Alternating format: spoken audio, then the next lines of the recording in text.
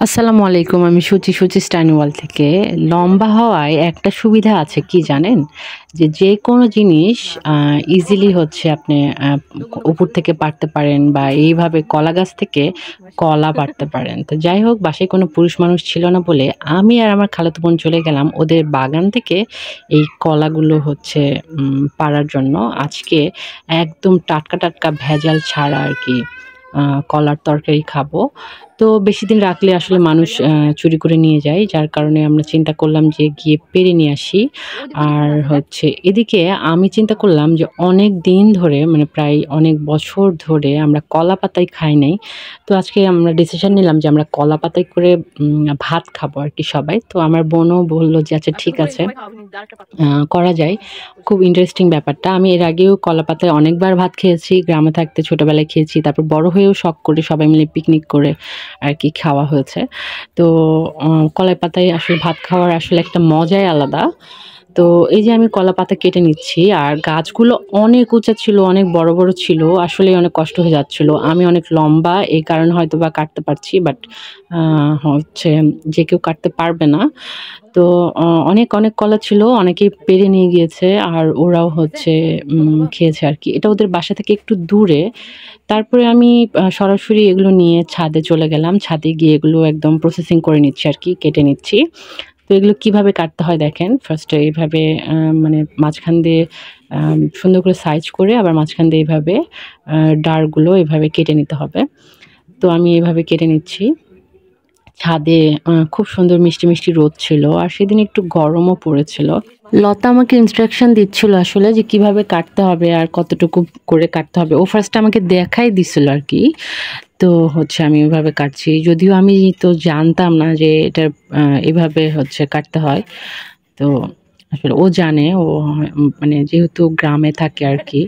আ ওদের গ্রামেও বাসা আছে আর শহরেও বাসা আছে। তো ও গ্রামেই থাকে। শহরে আমার খালারা থাকে, খালাতো ভাইরা থাকে। মানে ২ জায়গাতেই থাকে আরকি।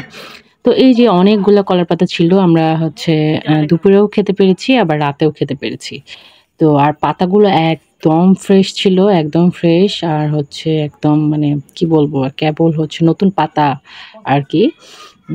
তো তারপরে হচ্ছে ছাদেই হচ্ছে আমি ট্যাঙ্কির পানি দিয়ে আরকি ভাবলাম যে ওয়াশ করব। কারণ নিচে আসলে খালারা সবাই হচ্ছে রান্নার কাজে ব্যস্ত। তো বেসিংয়েও হচ্ছে বিজি। তো আমি ভাবলাম যে এখানেই হচ্ছে ওয়াশ করে নেই।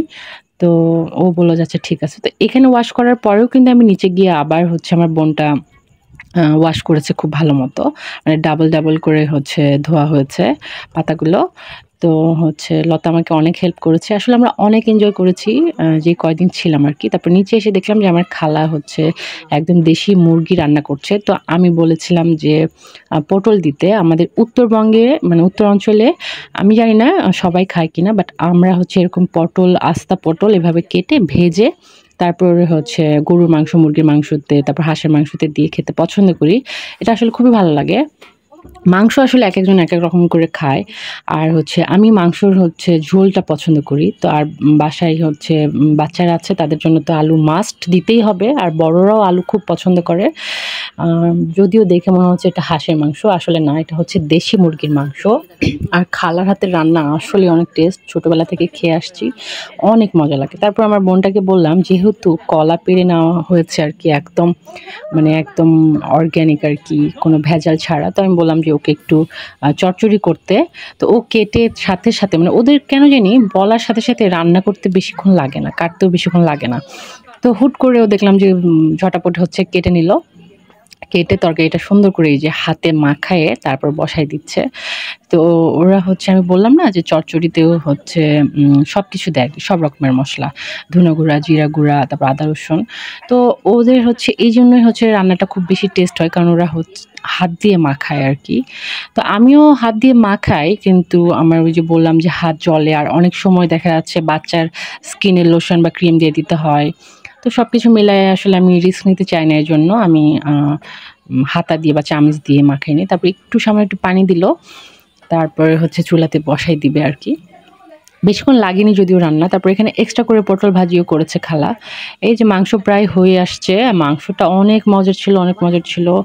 আসলে আমরা অনেকজন গিয়েছিলাম, অনেক আমার আরও ২ টা খালা, আমার মা, ওদের বাচ্চারা, আমার আরেকটা খালাতো বোন শোভা আপু। তারপরে এই যে খাবারের পালা হচ্ছে এখানে পটল ভাজি নিয়ে নিচ্ছি। তারপরে এই যে কলার যে তরকারিটা করা হয়েছে সেটাও নিয়ে নেওয়া হলো। আর আমার বোনটা হচ্ছে খাচ্ছিল। আমি একটু ভিডিও করে নিলাম ওর। তারপরে হচ্ছে আমি খাবো। আমি এখনো স্টার্ট করি নাই। আমাদের দেখাদেখি বাচ্চারাও হচ্ছে কলার পাতা নিয়ে বসেছিল। আমি সবার ভিডিও করতে পারিনি। মানে আসলে এরকম খাবার সামনে দেখে আসলে ভিডিও করার মতো ধৈর্য ছিল না। তারপরে এই যে আমি নিয়ে নিচ্ছি এখানে মুরগির মাংস। আমি সলিড মাংস যদিও খাই না।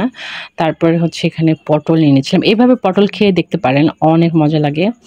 আর ভেতরে হচ্ছে একদম সুন্দরভাবে সব রকমের মসলা, তারপরে যে গ্রেভিটা আছে এগুলো সব একসাথে ঢোকে। আর এই জিনিসটা খুবই মজার লাগে।